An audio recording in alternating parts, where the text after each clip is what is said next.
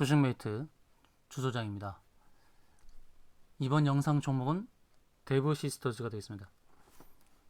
자, 데브시스터즈 게임 회사인데요.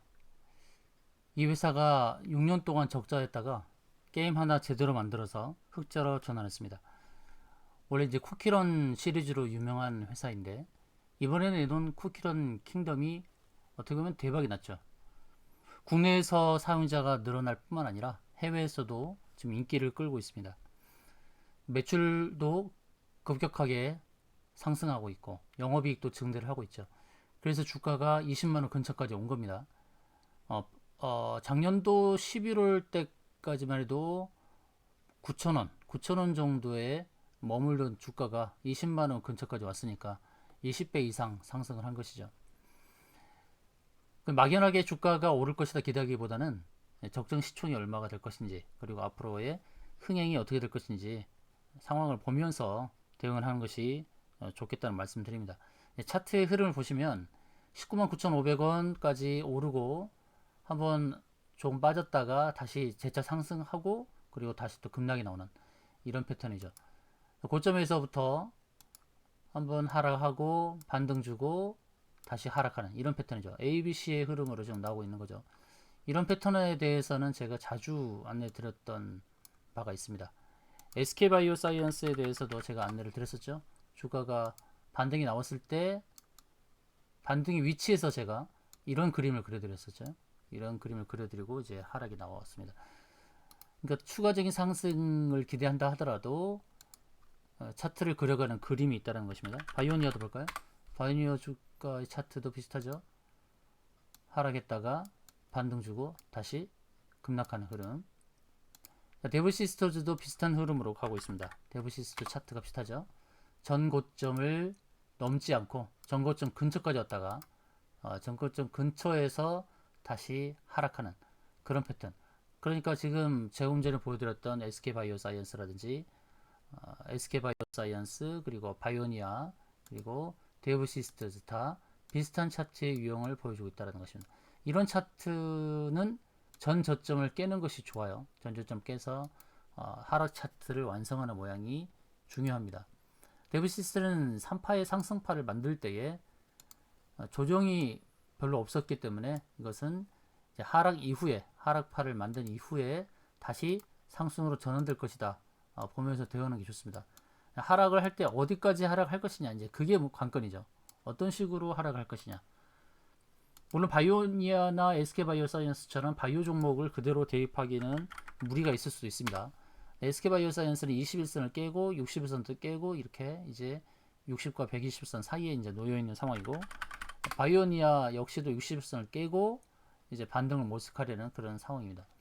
과연 바이오 종목과 같은 앞서 보셨던 바이오니아나 SK바이오사이언스 같은 차트의 모양을 만들면서 가게 될지, 아니면 강한 매물대가 12만 원대 있으니까 여기서 매물대 위에서 자리 잡고 반등에 성공하게 될지, 그것은 상황을 잘 봐야 될 것입니다.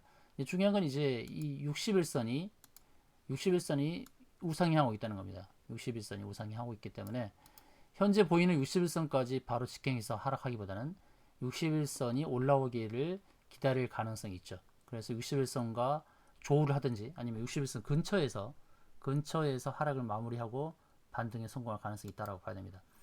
자, 데브시스터즈는 주가의 흐름을 봤을 때에 가장 중요한 것은 이제 매출의 성장인데요. 매출이 얼마나 계속해서 늘어날 것인가. 주가 급등의 배경은 뭐니 해도 쿠키런 킹덤의 이제 수출 호조입니다. 호조. 국내에서 출시된 이 게임이 이제 미국에도 건너갔고 또 일본에도 건너갔고 중국도 이제 기다리고 있는 겁니다. 가장 중요한 것은 미국이라든지 일본에서 초기 흥행에 성공했다는 거. 그리고 특별한 프로모션이 없었어요. 특별한 프로모션이 없었음에도 미국 애플 앱스토어에서 매출 순위 상위권 10위권 내에 들어섰다는 거. 네, 등극했다는 거. 이런 부분들이 이제 기대가 되는 것이죠. 그리고 지금 미국에서 또 일본에 이어서 미국에서도 현지 성우의 음성을 반영했다는 거. 게임에서 이제 성우가 안내를 하죠. 안내를 하고 또 쿠키들이 뛰어가는 상황에서 이제 음성이 계속 나옵니다. 근데 한국에서는 이제 한국 사람의 성우, 또 일본에서는 또 미국에서는 현지인들의 성우의 음성이 반영되었다라는 거. 계속해서 이제 컨텐츠 업데이트를 하죠. 수시로 컨텐츠 업데이트를 하고 또 새로운 쿠키들을 이렇게 생성시키는 이런 흐름으로 가면서 흥미가 계속 있습니다. 주가의 명과 암을 이제 살펴봐야 될 텐데 앞으로 기대할 수 있는 부분하고 그리고 차트상의 좀 어두운 부분들을 봐야 되는데 주가의 명이 될 수 있는 밝은 부분, 주가의 명이 될 수 있는 부분은 미국에서 이제 미국의 매출 상황. 미국은 그만큼 유저들이 많다 보니까 미국의 매출 상황을 이제 기대해 볼 수 있겠고, 그 다음에 중요한 것은 중국에서 중국과 퍼블리싱 계약을 했는데 계약 이후 파노 발급되는지 여부죠. 중국에서 파노를 발급해 주는지 이 부분을 기대할 수 있다는 것이죠. 자, 그리고 또 주가의 명을 기대해 볼 수 있는 거는 이 쿠키런 킹덤 하나만 가지고 계속해서 버틸 수는 없죠. 쿠키런 킹덤만 가지고는 안 되고 신작이 출시가 되겠죠. 신작 모멘텀이 필요하겠는데 내년이죠. 내년에 3개 이상 신작 출시되는 거, 이 부분이 기대가 됐죠. 먼저 모바일이 아니라 PC에서 출시가 될 거예요. PC 출시 이후에 이제 모바일 전환되는 겁니다. 쿠키런 킹덤의 이 대작을 이어갈 수 있는 그런 신작들 모멘텀이 예상이 되고 있습니다. 그리고 더 기대해 볼 수 있는 것은 쿠키런 킹덤이 장기적인 그 모멘텀으로 자리 잡을 것이냐. 장기적인 게임 모멘텀으로 자리 잡는다면 굉장히 기대치가 있겠죠. 장기화되는 것이 장기화적인 흥행이 돼야 될 것이라는 거, 이런 부분을 기대해야 되는데 흥행이 될 것인지, 장기화 가능성이 있는지, 이 부분이 이제 기대가 되는데, 자, 그러니까 우리나라뿐만 아니라 이제 영어권 환경이면 미국과 유럽을 노려볼 수 있고, 일본 현지 성우 음성을 채택했고, 그 다음에 중국이죠. 중국도 현지 음성을 채택해서 진출하면 되는 거죠. 그 밖에 동남아 각 나라별로 하기는 쉽지 않을 거예요. 그러니까 영어권의 환경을 노려본다는 거, 미국에서의 이 흥행 성공이 유럽으로 넘어가면 그만큼 영어권 환경에 확대가 된다는 기대치가 있죠. 자, 주가의 암을 본다면 조금 전 말씀드렸듯이 쿠키런 킹덤의 장기화, 킹덤의 장기적인 흥행이 돼야 돼요. 흥행 불발됐을 때는 암이 될 겁니다. 계속해서 매출 순위가 위에 있어야 됩니다. 자, 중요한 건 이제 매출액 대비로 한번 상황을 봐야 되겠는데, 2분기까지 매출액이 2천억이 나왔거든요. 매출액이 2천억이 나왔고, 영업이익은 이제 400억 2분기까지. 근데 올해 추정 영업이익이 900억이란 말이죠. 2년 뒤는 1,300억이에요. 근데 현재 시가총액이 1조 9천억, 대략 2조로 보자는 말이죠. 2조. 그러면 영업이익 1,000억 기준으로 보게 되면 20배입니다. 20배 수준. 그렇죠? 시가총액이 20배 수준이에요. 그 다음 비교해야 될 게 컴투스는 서머너즈 워로 이제 장기적인 흥행을 했죠. 컴투스는 올해 800억, 2년 뒤가 1,500억입니다. 근데 시가총액이 1조 2천억이에요. 1조 2천억. 어떻게 보면 2년 뒤 영업이익 1,500억 기준으로 보면 시가총액 1조 2천억이 다소 낮아 보이죠. 그럼 데브시스터즈가 2조 가까이 된단 말이죠.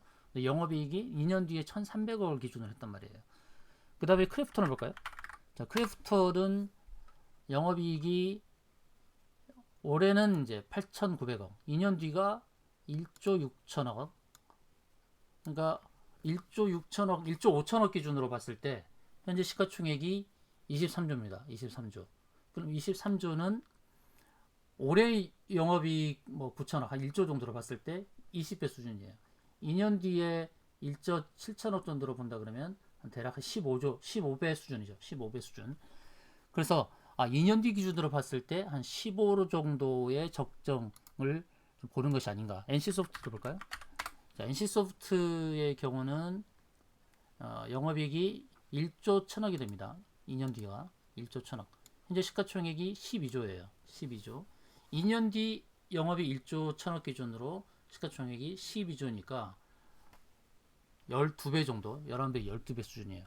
그래서 이런 그 대장을 내놓는 회사들의 영업이익 대비로 했을 때의 적정 시총, 적정 시총을 봤을 때 2년 뒤 영업이익이 1,300억 정도 기준으로 볼 때 현 시총이 1조 9천억, 9조는 고평가 측면이 있다는 거, 이거를 봐야 됩니다.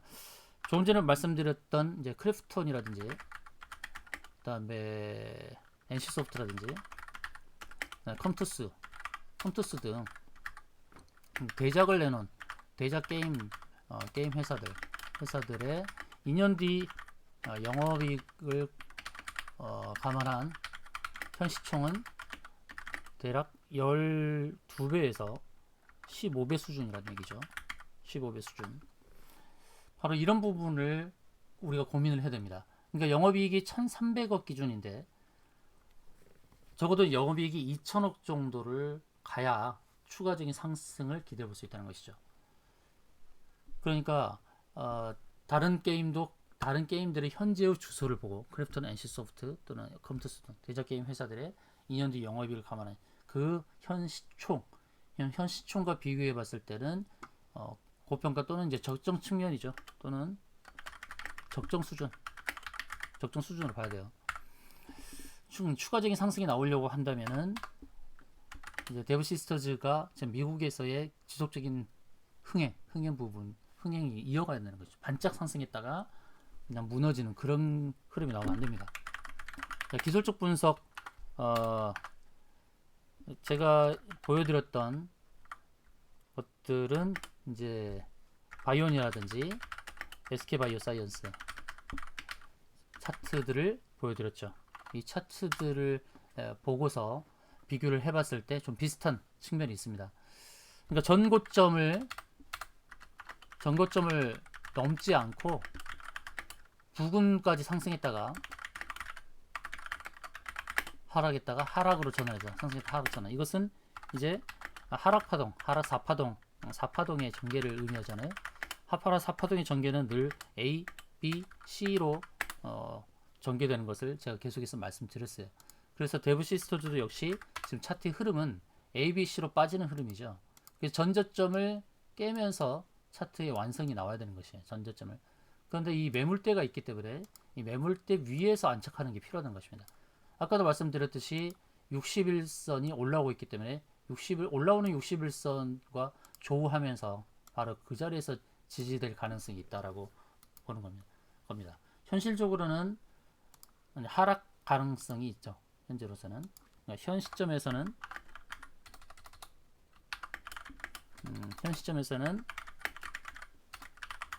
하락의 무게감이 있는 상황입니다. 하락의 무게감. 그래서 이 하락의 패턴에서 어디서 지지를 받는지가 중요하죠.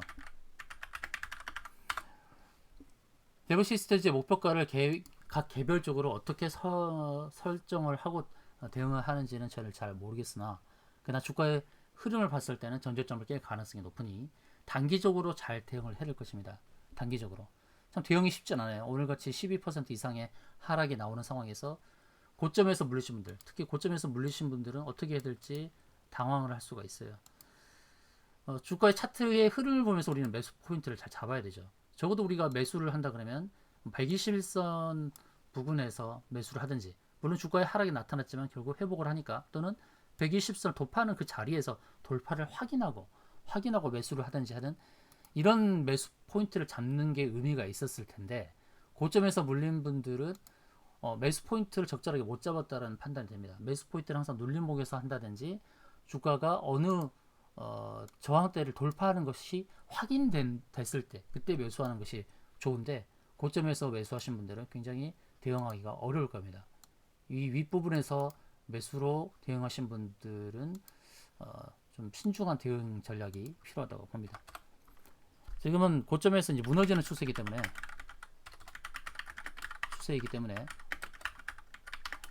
대응 전략이 굉장히 중요하죠. 대부 시스터즈 목표가를 30만원, 40만원 잡을 것이 아니라 적절하게 빠져나오는 전략이 필요하죠. 적정 시총을 보면서 적절하게 빠져나오는 전략이 필요합니다. 손해를 줄이면서 적절하게 빠져나오는 전략이 필요한 상황이다 라는 말씀을 드리겠습니다. 자, 대부 시스터즈, 대부라고 주셔도 됩니다. 대부 문자 주세요. 그러면 여러분들에게 대응 전략을 안내 드리겠습니다. 대응 전략을 안내 드릴 터이니 대부 문자 주세요. 적절하게 빠져나오는 전략, 어느 정도 손실을 적게 하거나 또는 수익으로 전환할 수 있는 그런 방향성을 제시해 드리도록 하겠습니다. 중국의 판호 발급에 대해서도 귀를 세우고 봐야죠. 들어야죠. 또는 눈을 크게 뜨고 봐야 됩니다. 중국에서 판호 발급의 소식이 나면 또 급등이 나올 수 있으니까 그 급등 시에 빠져나오는 전략도 필요합니다. 왜냐하면 우리가 적정 시총을 2년 뒤 적정 시총을 봤을 때 현재는 적정이라고도 볼 수 있잖아요. 그렇기 때문에 단기적인 대응 전략으로 잘 대응하는 게 중요합니다. 대부 문자 주세요. 대응 전략 안내 드리도록 하겠습니다.